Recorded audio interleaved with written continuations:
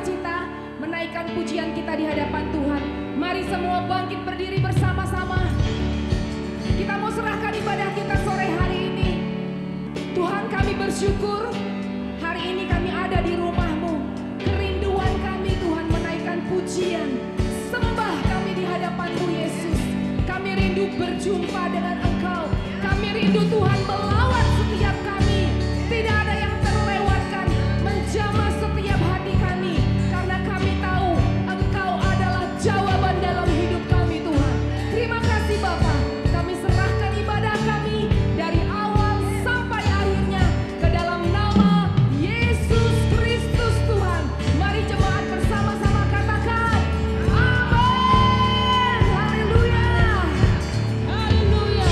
Ada sukacita yang besar sore hari ini, Bapak Ibu Saudara. Haleluya. Firman Tuhan mengatakan bahwa Tuhan kita Yesus Kristus adalah dasar yang teguh, batu penjuru buat setiap kita yang punya iman percaya kepada Tuhan dan gerejanya. Amin. Amin. Terima kasih Tuhan.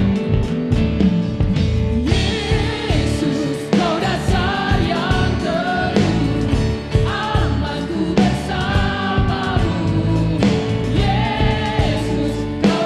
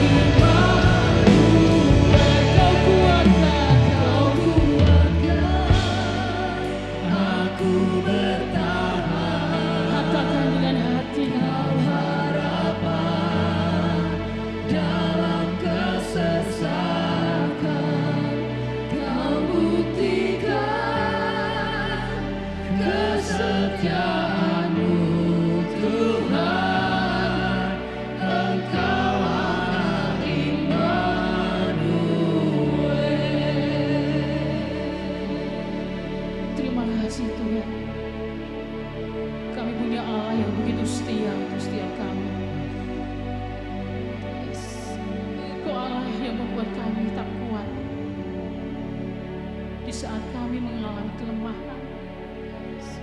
Engkau menjadi sebuah pengharapan bagi setiap kami. Ketika kami ada di dalam kesesatan, Tuhan, sungguh itu bukti Kau Allah yang setia. Setia ada di dalam setiap musim kehidupan kami. Terima kasih Yesus. Engkaulah Allah Immanuel buat setiap kami. Engkau Allah Immanuel yang selalu menyertai kami, ya Bapa. Mari Bapak Ibu Saudara, angkat puji dan sembah kita di hadapan Dia.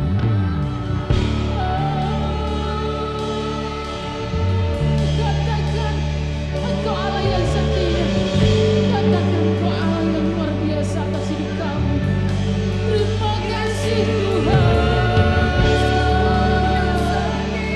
Terima kasih Bapa. Kau yang selalu ada, Kau yang selalu hadir, Kau yang selalu mengingatkan setiap kami.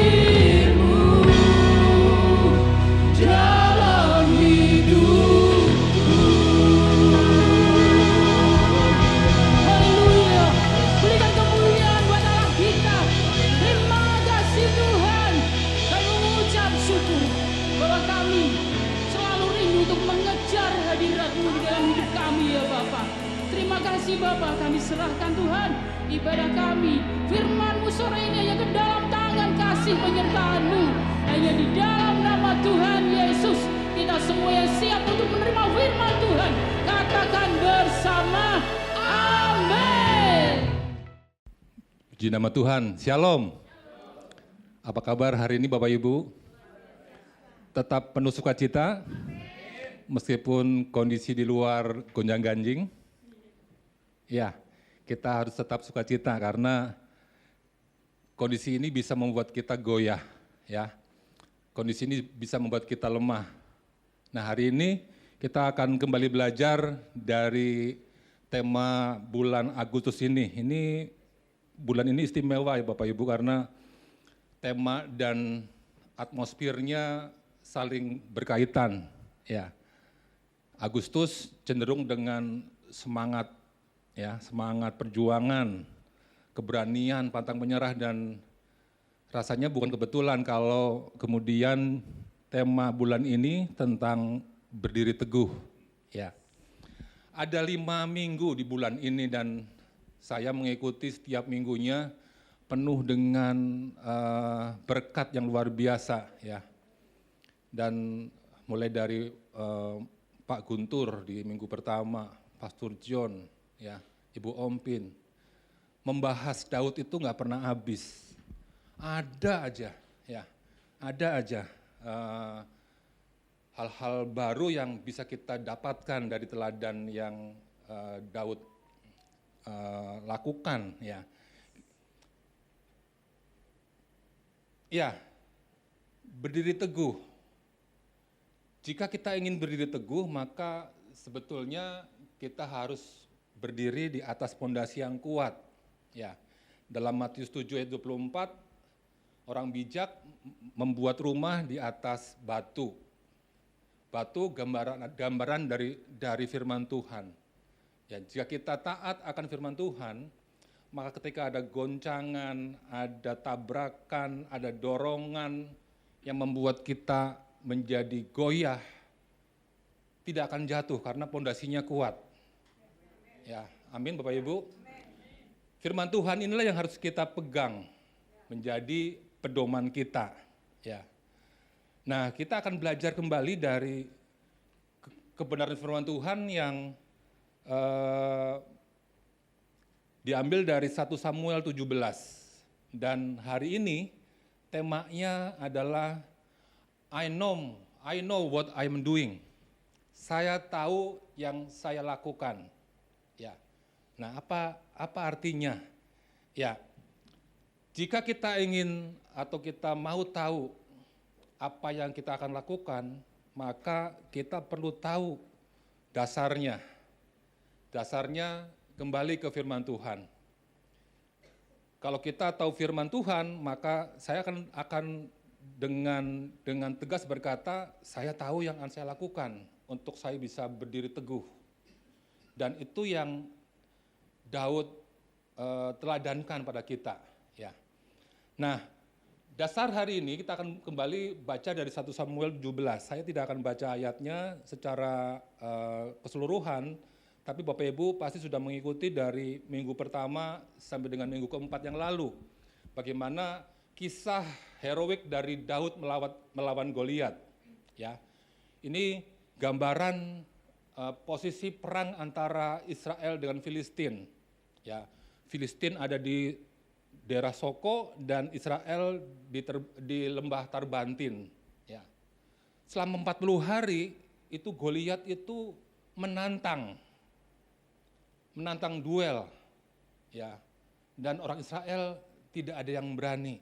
Setiap hari apa yang mereka lakukan? Mereka hanya menyiapkan pasukan, Saul hanya menyiapkan pasukan, nggak berbuat apa-apa. Ya. Dan ancaman-ancaman ataupun ajakan perang dari Goliat itu dilakukan sehari 2 kali. Di firman Tuhan disampaikan setiap pagi dan petang. Itu yang membuat bangsa Israel ketakutan. Mereka tidak berani, mereka tidak tahu akan melakukan apa. Bangsa Israel tidak tahu harus berbuat apa. Ya. Dan Kita belajar dari minggu yang lalu, ya Ibu Ompin sudah menyampaikan, tiba-tiba Daud disuruh oleh ayahnya Isai untuk melihat kakaknya. Ya, melihat kakak-kakaknya yang berperang, ada 3 orang yang berperang dan ayahnya memberikan instruksi untuk menyampaikan makanan sambil mencari tahu bagaimana kabar dari kakak-kakaknya. Nah, sampai di tempat pertempuran ini, Daud melihat bagaimana Goliat itu menantang bangsa Israel secara terus-menerus. Dia mendengar dan melihatnya. Daud pula melihat bagaimana bangsa Israel ketakutan. Nah, kita mau belajar dari apa yang Daud lakukan. Daud tahu bagaimana melakukan untuk melawan Goliat. Sehingga akhirnya ketika dia datang, dia langsung bicara.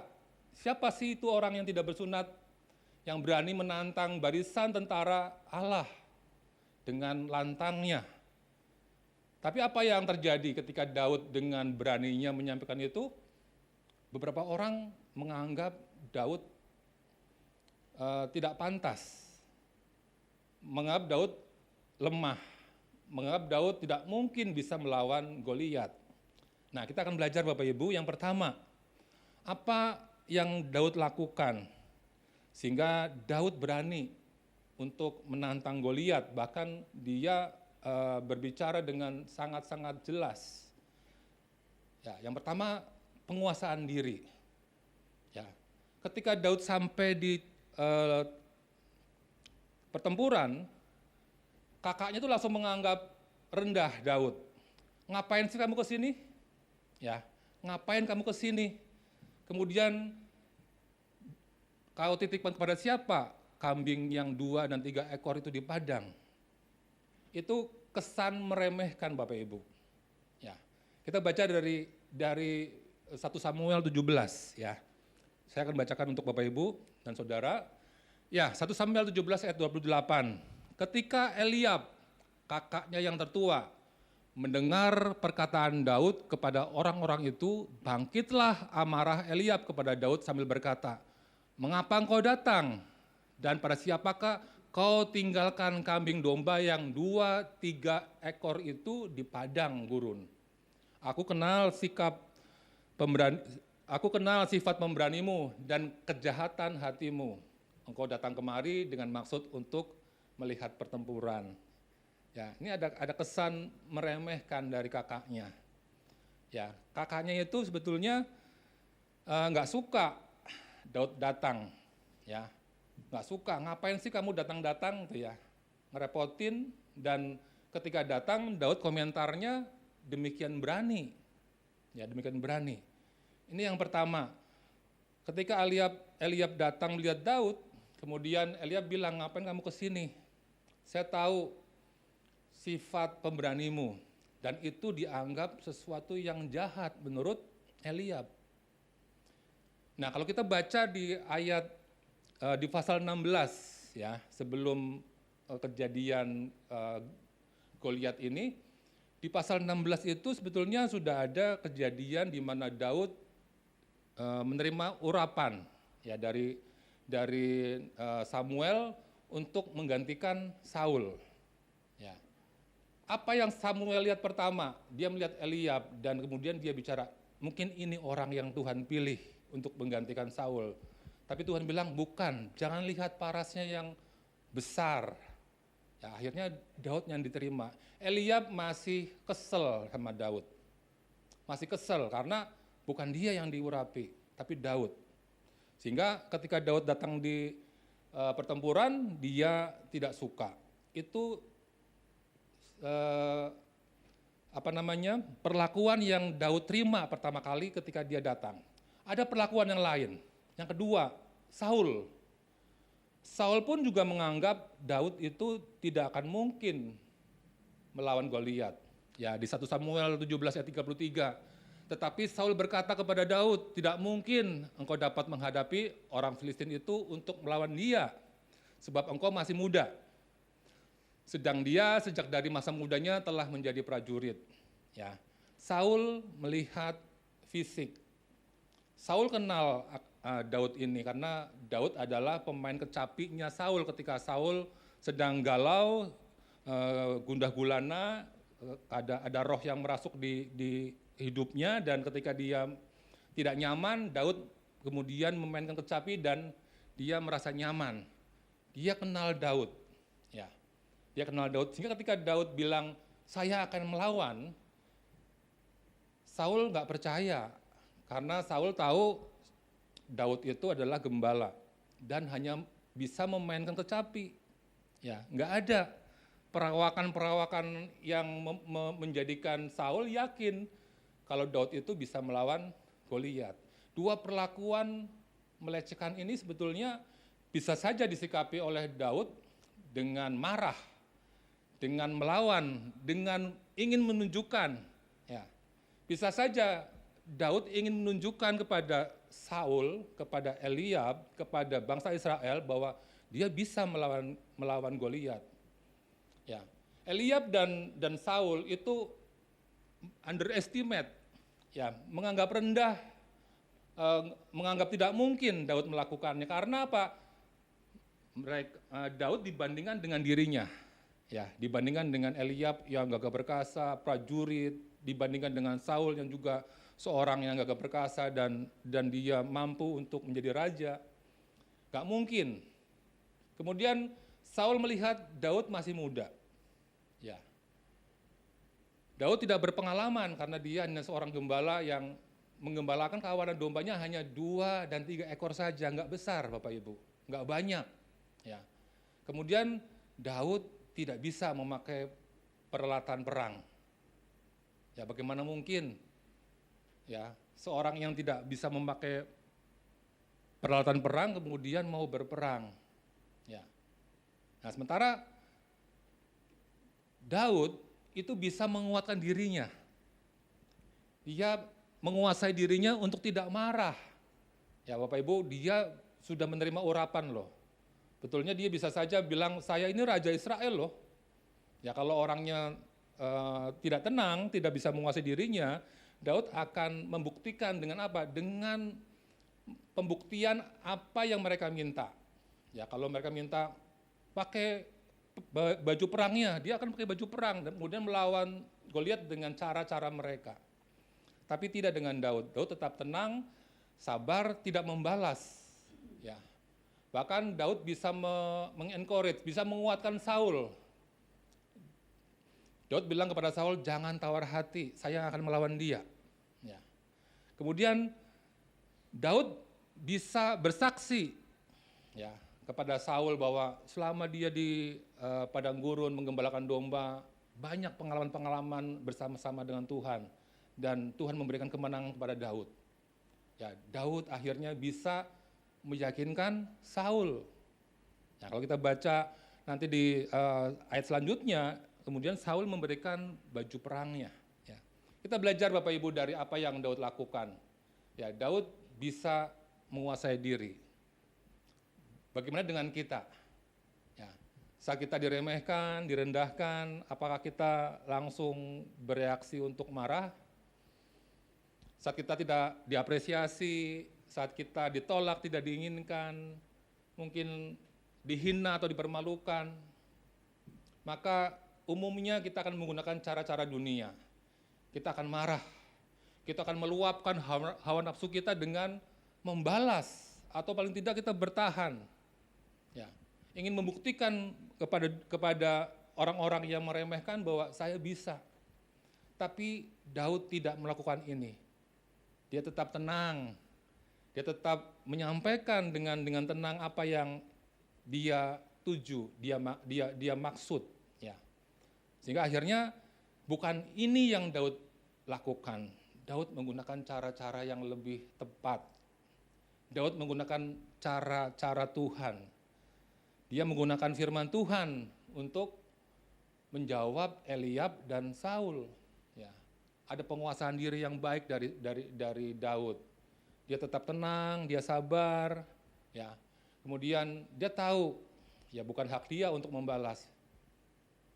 Nah, demikian dengan kita Bapak Ibu, ketika kita dalam kondisi yang diremehkan, pakai firman Tuhan, ya, kuasai diri, Marah bukan menyelesaikan masalah. Dengan marah kita kemudian tidak bisa punya cara pikir yang logis. Logika kita tertutup dan kemudian kita tidak bisa mencari jalan keluar. Ya. Lakukan sesuai dengan firman Tuhan. Ya.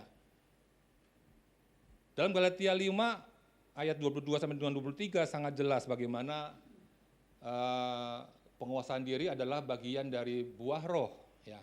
Tetapi buah roh ialah kasih, sukacita, damai sejahtera, kesabaran, kemurahan, kebaikan, kesetiaan, kelemah lembutan, penguasaan diri.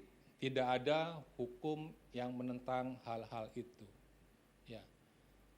Jadi ternyata kita diminta oleh Tuhan untuk bagaimana kita bisa menguasai diri kita. Ketika diremehkan, ketika kita mungkin tidak dianggap. Sama seperti Daud tadi. Dia tidak dianggap karena dia dianggap anak bawang. Ya, anak yang masih muda, belum berpengalaman. Tapi Daud tidak membalas dengan cara yang sama. Kalau Daud membalas dengan cara yang sama, berarti sama jahatnya Daud. Tidak ada bedanya Daud dengan Eliab. Ya. Nah, baik, prinsip yang pertama dari firman Tuhan hari ini tentang penguasaan diri. Kita diminta jangan lepas kendali. Ya, jangan biarkan orang menilai, meremehkan, underestimate terhadap kita, ya. Kita tetap tenang, jangan hilang kendali dan jangan sampai hilang damai sejahtera. Itu yang penting. Jangan hilang damai sejahtera. Ya. Kita tetap lakukan self control sehingga kita bisa berpikir dengan logis dan melakukan hal yang benar seturut dengan firman Tuhan. Ya, dalam Amsal 16 ayat 32, orang yang sabar melebihi seorang pahlawan. Orang yang menguasai dirinya melebihi orang yang merebut kota. Ternyata kesabaran itu lebih hebat daripada sekedar kita bisa berperang dan merebut kota. Karena ternyata untuk menguasai diri kita sendiri itu perlu effort yang lebih besar dari sekedar seorang prajurit yang berperang untuk merebut kota. Ya, ini firman Tuhan yang luar biasa. Baik, itu yang pertama Bapak Ibu. Kita belajar dari Daud bagaimana Daud tahu melakukan hal yang benar. Dia memakai penguasaan diri untuk bagaimana tidak terprovokasi oleh Eliab dan Saul. Yang kedua Bapak Ibu, kita belajar dari Daud sehingga kita bisa berkata saya tahu yang saya lakukan. Yang kedua adalah pakai hikmat dari Tuhan. Ya. Nah, ketika Daud diperhadapkan dengan harus memakai pakaian perangnya Saul, ini adalah cara-cara yang lazim, ya. Jadi kalau prajurit yang perang itu ya harusnya pakai baju perang, bawa tameng, pakai ketopong, bawa pedang. Nah, ketika Saul memberikan kesempatan kepada Daud untuk berperang, untuk maju melawan Goliat, Saul memberikan semua perlengkapannya. Ya, tapi ketika dipakai, Daud nggak bisa berjalan. Dia nggak biasa dengan baju perang ini. Bagaimana mau bisa berperang untuk jalan saja tidak bisa. Sehingga akhirnya Daud menanggalkan semua baju perangnya Saul. Dia memutuskan untuk menggunakan apa yang biasa dia pakai. Ya, kemudian dia mengambil tongkatnya dan memilih 5 batu yang licin dan ditaruhnya di dalam kantong. Kemudian Daud mendekati orang Filistin itu. Ya, ini apa yang Daud lakukan ketika dia kemudian diizinkan Saul untuk melawan Goliat. Ya. Daud menanggalkan pakaian yang Saul berikan, ya, karena nggak biasa. Dia juga tidak ingin membuktikan kalau dia bisa sebetulnya. Ya.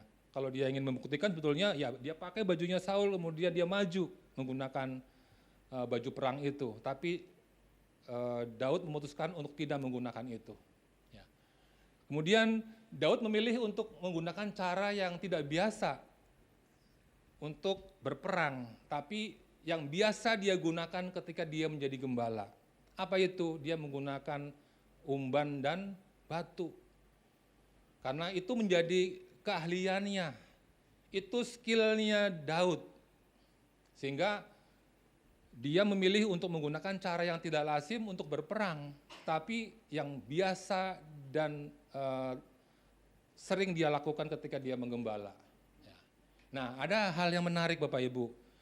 Daud mempersiapkan dengan baik 5 batu yang licin. Ini saya coba mencari banyak referensi tentang ini. Apakah di sekitar situ tidak ada batu di lembah itu? Banyak batu. Kenapa dia harus ke sungai? Karena dia mencari batu yang licin. Batu yang licin itu didapat di sungai, karena batu itu saling bertabrakan dengan batu yang lain, kemudian permukaan batunya menjadi licin. Sementara batu yang ada di lembah itu bentuknya tidak beraturan, karena tidak ada saling gesek, sehingga permukaannya tidak rata. Ya, ini hikmat Bapak Ibu. Bagaimana mungkin seorang yang tidak berpengalaman dalam perang, ya masih muda, dia punya pola pikir yang sedemikian cerdas. Dia bisa milih batu yang licin, memutuskan pakai batu yang licin. Kalau bukan dari Tuhan, dari siapa? Gak mungkin Daud yang muda itu memilih batu yang licin. Dia datang ke sungai, cari batu 5. Ya, ini hikmat, kalau bukan dari hikmat dari Tuhan, nggak mungkin Daud melakukan itu. Ya. Nah, ini satu video yang menggambarkan bagaimana Daud melemparkan umbannya dan batunya mengenai dahi tepat. Ya, 1 menit videonya, supaya kita dapat gambaran Bapak Ibu ya. Ini memang sudah didramatisir, tapi gambaran seperti ini.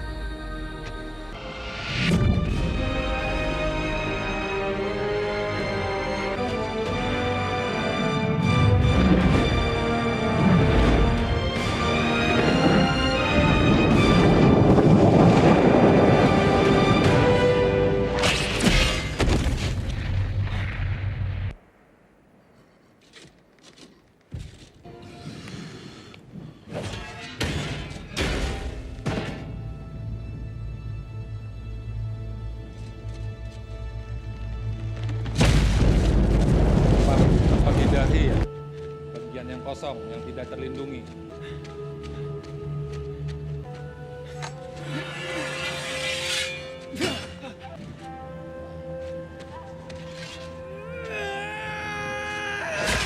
Oke, Bapak Ibu dapat gambaran ya, bagaimana ukurannya Goliat terhadap Daud. Ya, waktu Daud mengambil pedangnya Goliat, bisa Bapak Ibu perhatikan, begitu besarnya dia harus mengangkat dengan tenaga yang luar biasa. Ya, di lembah itu banyak batu Bapak Ibu. Ya, tapi kenapa dia memilih mencari batu yang licin? Itu karena hikmat Tuhan. Ya, hikmat Tuhan bukan hanya sekedar kecerdasan, ya, akan ilmu pengetahuan. Hikmat dimulai dari sikap hati yang hormat, tunduk dan taat kepada kehendak Tuhan. Ya, peka akan Roh Kudus. Nah, kita coba bandingkan, apa itu pengetahuan dan apa itu hikmat. Jika kita bandingkan, maka kalau pengetahuan, maka diartikan memiliki banyak ilmu. Kemudian bisa dimiliki oleh semua orang, baik itu yang jahat maupun yang baik. Kemudian dengan mudah kita dapat pengetahuan dari belajar. Tapi kalau hikmat, kemampuan untuk memilih hal yang benar dari sekian banyak pilihan-pilihan. Dan hanya diberikan kepada orang yang takut akan Tuhan dan diberikan Tuhan kepada yang mencarinya.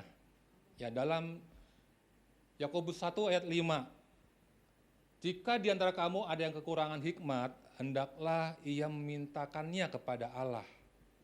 Jadi jelas Bapak Ibu ya, kalau kita ingin hikmat maka minta. Pertanyaannya, koruptor orang pintar tidak? Bahkan di antara mereka banyak yang sangat tinggi pendidikannya. Mereka tahu korupsi itu salah? Tahu.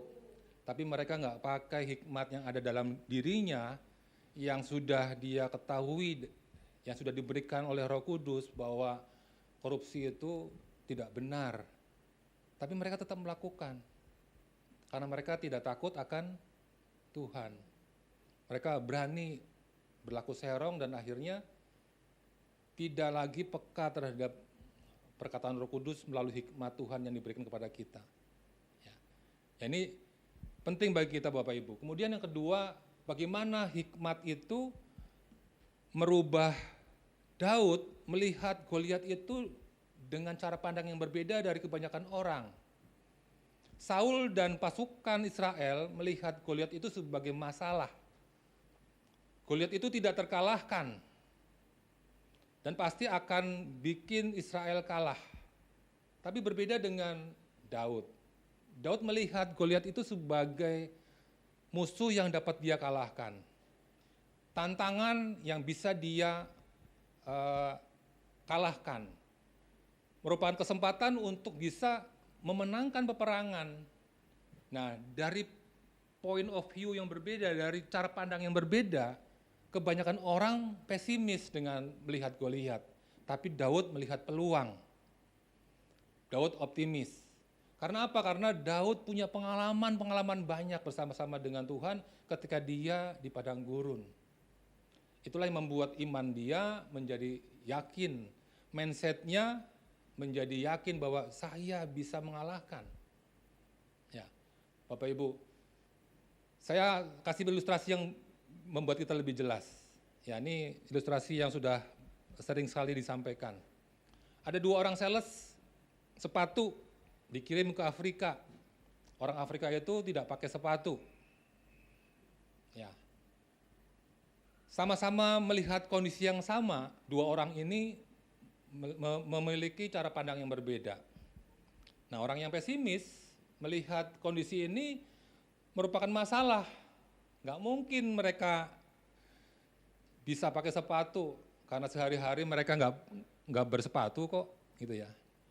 Pasti akan sulit untuk meyakinkan bahwa sepatu itu diperlukan, dan mana mungkin mereka mau beli, ya. Sehingga nggak mungkin kita bisa menjual sepatu di daerah ini. Pasarnya tertutup. Itu orang pesimis, sales yang pertama. Tapi berbeda dengan sales yang kedua. Dia melihat, wow, ini peluang. Karena di sini belum ada orang yang pakai sepatu. Mereka belum tahu aja sepatu itu kalau dipakai nyaman. Ya, kita coba dulu kepada mereka. Dan ketika mereka sudah bisa merasakan nyamannya sepatu, pasti mereka akan beli.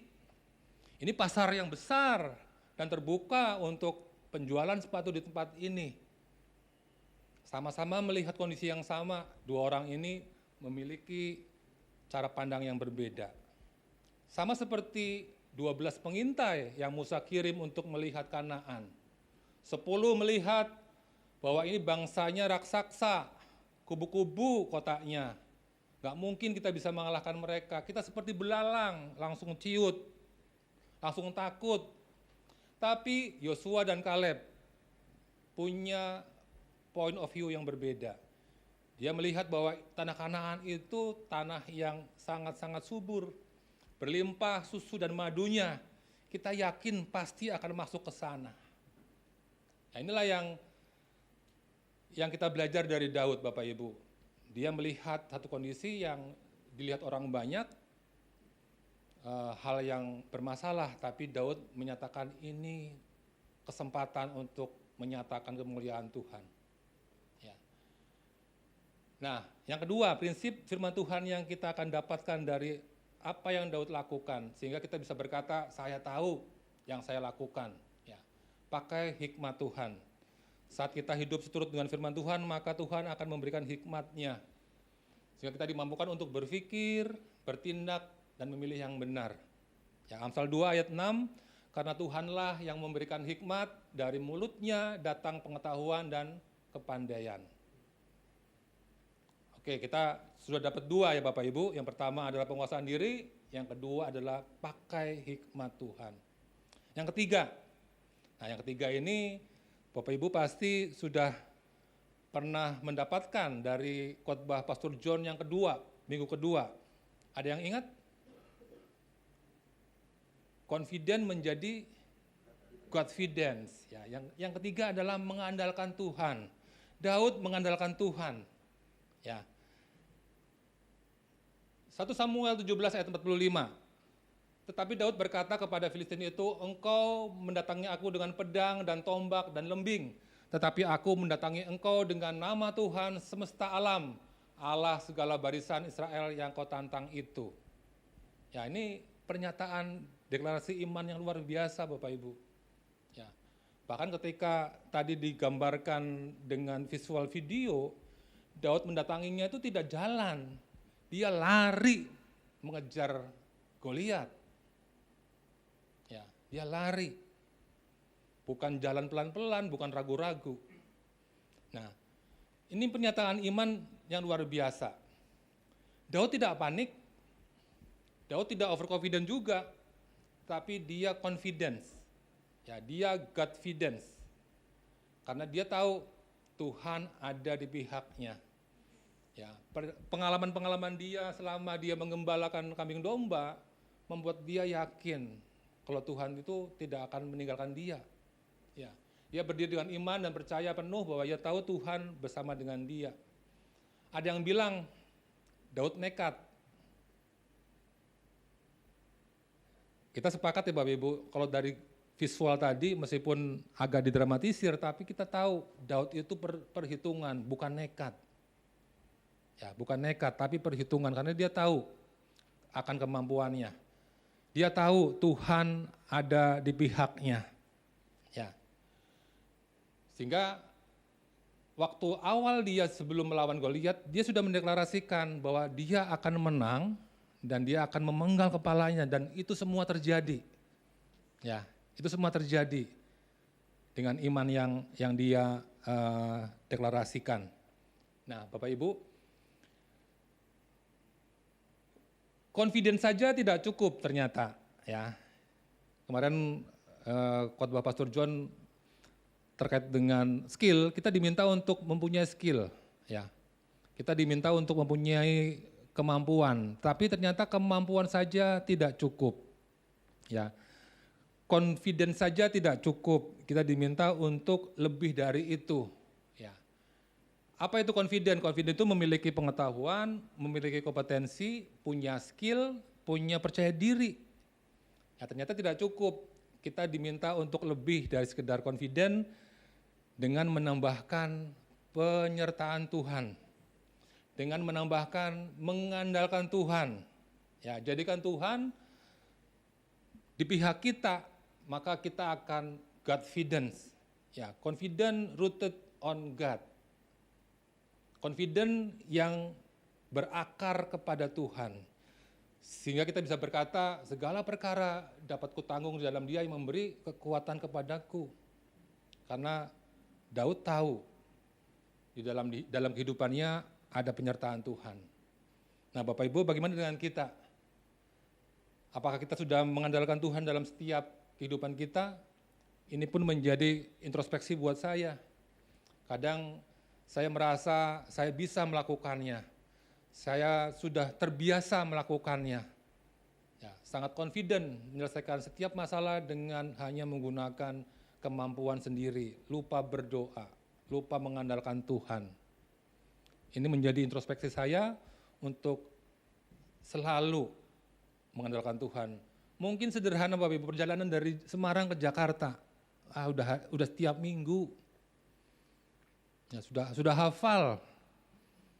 Kemudian apakah kita kemudian sembrono? Ya, tidak lagi berdoa, tidak lagi mengandalkan Tuhan. Tuhan sertai saya, lindungi saya. Saya nggak tahu apa yang terjadi 5 menit lagi di depan. Saya nggak akan tahu 10 menit lagi di depan. Kita nggak akan tahu Bapak Ibu. Karena itu andalkan Tuhan. Ini juga menjadi introspeksi buat saya untuk kita bisa berkata, saya bisa karena Tuhan ada bersama dengan saya. Ya, lagu tadi Immanuel itu pernyataan iman bagaimana Tuhan menyertai kita. Tuhan beserta dengan kita dalam segala kondisi, dalam keadaan apapun. Ya.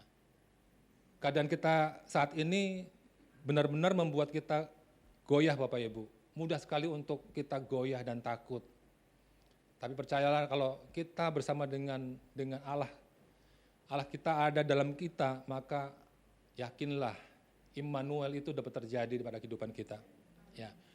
Baik Bapak Ibu, prinsip yang ketiga dari kebenaran firman Tuhan, mengandalkan Tuhan. Saat kita mengandalkan Tuhan, maka Tuhan akan berperang ganti kita. Tuhan yang akan memampukan kita untuk menghadapi setiap tantangan dan memberi kemenangan. Ya, Bapak Ibu, Mazmur 37 ayat 5 berkata, serahkanlah hidupmu kepada Tuhan dan percayalah kepadanya, dan Ia akan bertindak. Ya, tidak akan dibiarkan orang percaya itu jatuh tergeletak. Dia akan membantu kita, dia akan mengangkat kita dan memberikan kemenangan. Ya. Ada yang masih ingat Bapak Ibu nilai-nilai dari Living Water? Yang pertama, living in loyalty. Yang kedua, living in loyalty. Yang kedua, living in unity. Yang ketiga, living in victory. Ya, kita yakin Bapak Ibu, itu pun juga menjadi bagian kita. Ya.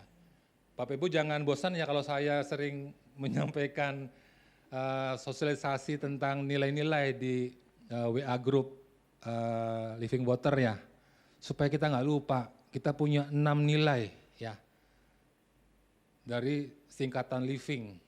Ya, saya akan terus menyampaikan itu. Baik Bapak Ibu, apa yang akan kita dapat dari firman Tuhan hari ini? Ya, 3 hal kita belajar dari Daud. Yang pertama penguasaan diri, yang kedua pakai hikmat, yang ketiga mengandalkan Tuhan. Nah, ketika kita bisa menggunakan ketiganya, maka kita bisa mendeklarasikan bahwa saya tahu yang saya lakukan. Ya. Saya tahu yang saya lakukan saat saya dihadapkan pada banyak tekanan. Saya tahu yang saya lakukan. Penguasaan diri adalah bentuk kekuatan, bukan kelemahan.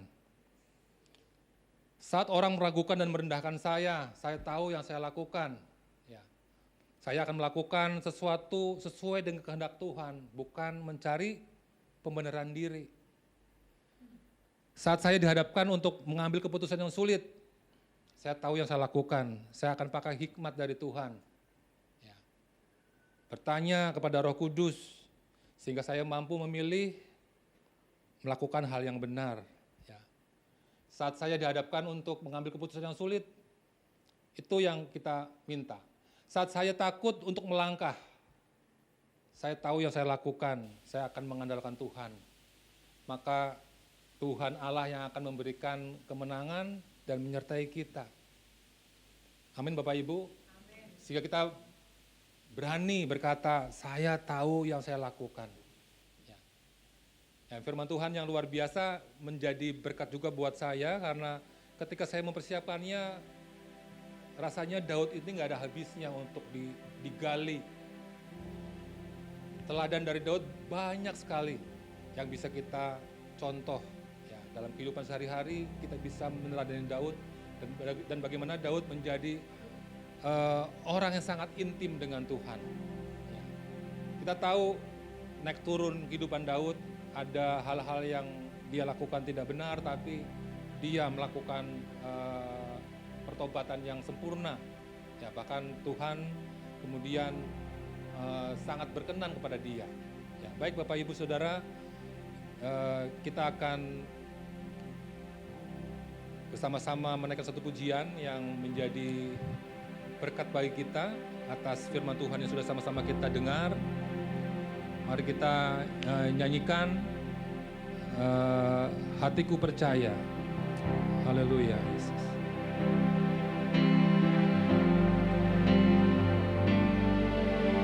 Saat ku tak melihat jalanmu, saat ku tak mengerti rencanamu, namun tetap ku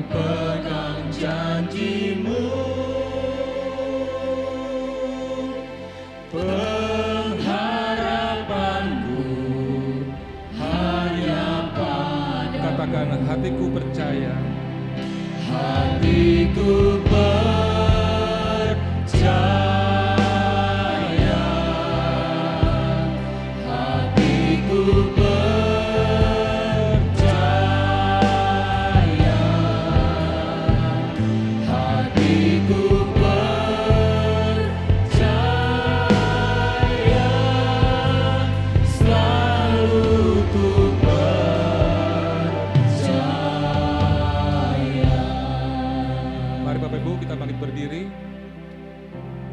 Firman Tuhan sudah disampaikan dan prinsip-prinsip luar biasa yang dapat kami terima Tuhan. Terima kasih Tuhan buat teladan dari apa yang Daud contohkan pada kami. Kami mau belajar Tuhan untuk bisa menguasai diri kami, untuk tetap tenang, untuk tetap sabar, sehingga kita bisa berpikir dengan yang tepat, kita bisa berpikir dengan logis, kita bisa berpikir dan hidup seturut dengan firman Tuhan. Kami mau belajar Tuhan menggunakan hikmat-Mu Tuhan. Kami mau peka dengan suara Tuhan. Kami mau peka dengan Roh Kudus yang ada pada kami, sehingga kami tidak terbawa oleh apa yang terjadi, oleh angin-angin, oleh ajaran-ajaran yang ada di sekitar kami Tuhan. Kami mau setia dengan firman-Mu ya Bapa. Dan terakhir Tuhan, kami mau belajar mengandalkan Tuhan.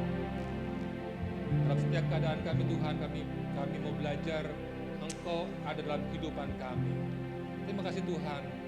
Kami mau percaya Tuhan, seperti apa yang sudah disampaikan dari lagu ini. Mari Bapak Ibu kita kembali nyanyikan dari awal lagu ini.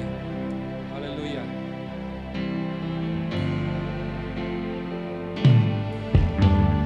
Saat ku tak melihat jalan-Mu, saat ku tak mengerti rencana-Mu, namun tetap ku pegang janji-Mu.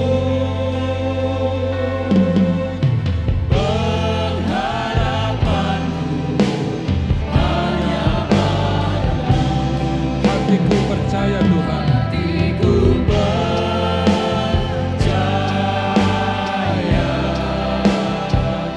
hatiku percaya,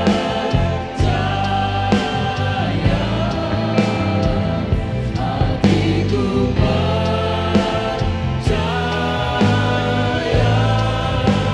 selalu ku Hatiku percaya.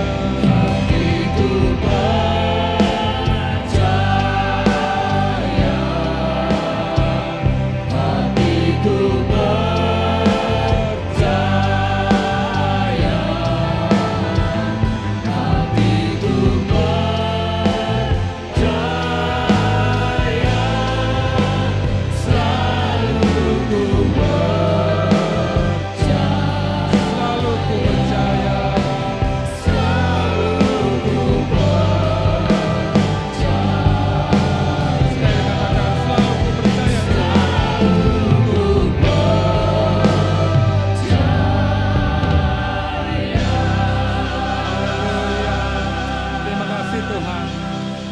kasih Engkau baik Tuhan.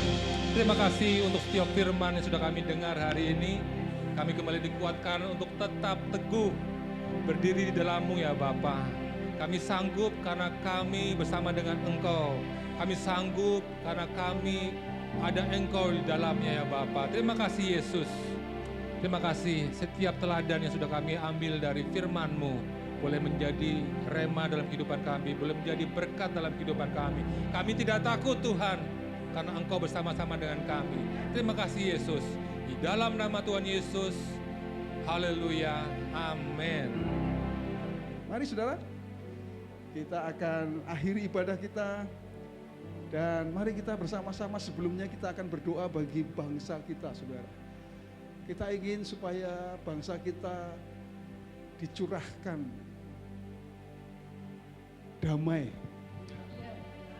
ya, damai, tidak kekacauan, tidak chaos, tidak sesuatu yang buruk bagi bangsa ini, tetapi ada damai sejahtera bagi bangsa ini. Saya percaya Tuhan punya banyak cara untuk menyelamatkan bangsa ini, untuk mengangkat bangsa ini. Jangan apa saudara ya, jangan mengutuki bangsa ini saudara, jangan kutuki bangsa ini. Justru engkau harus perkatakan berkat bagi bangsa ini. Kenapa kita ada di bangsa ini? Karena Tuhan mau kita jadi berkat buat bangsa ini. Ya, kita katakan berkat. Kita katakan berkat.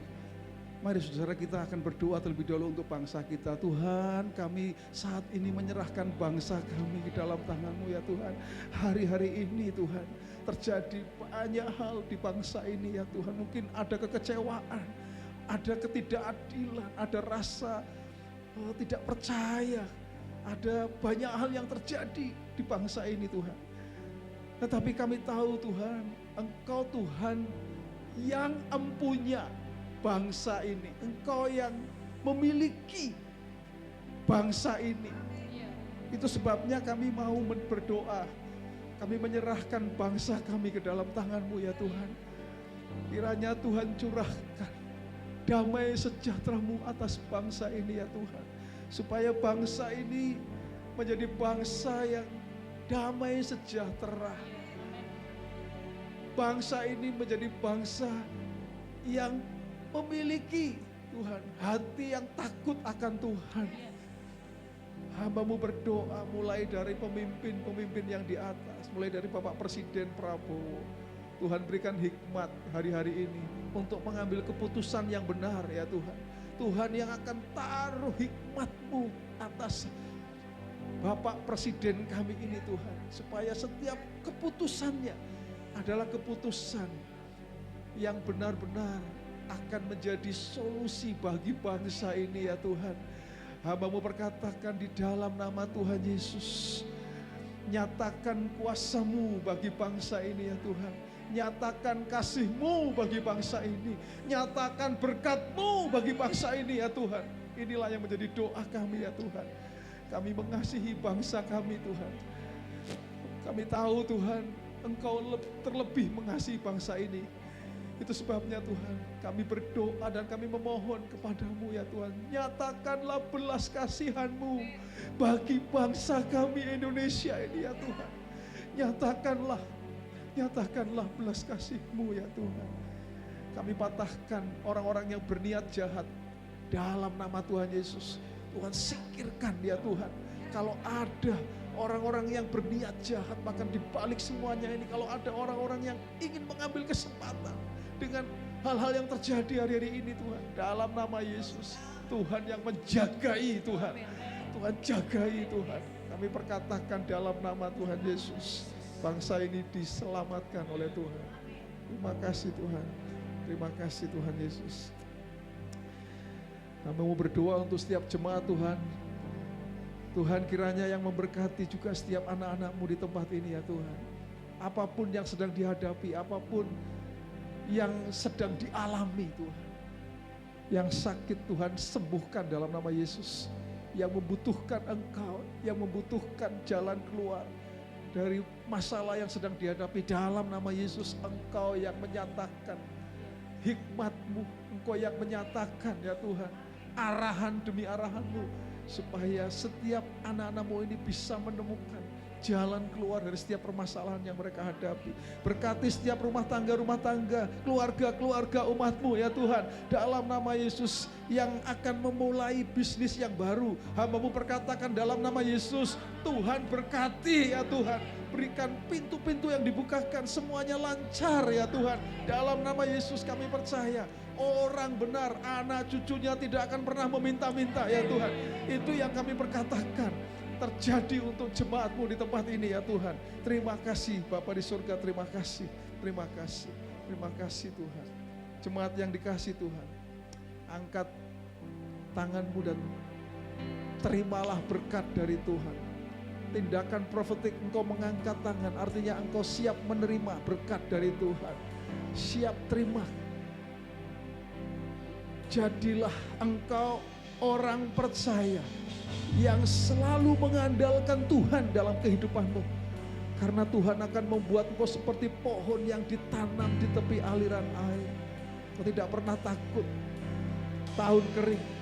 Karena apapun yang diperbuat tanganmu, Tuhan akan buat berhasil. Engkau akan terus naik dan tidak turun. Kau jadi kepala dan bukan jadi ekor.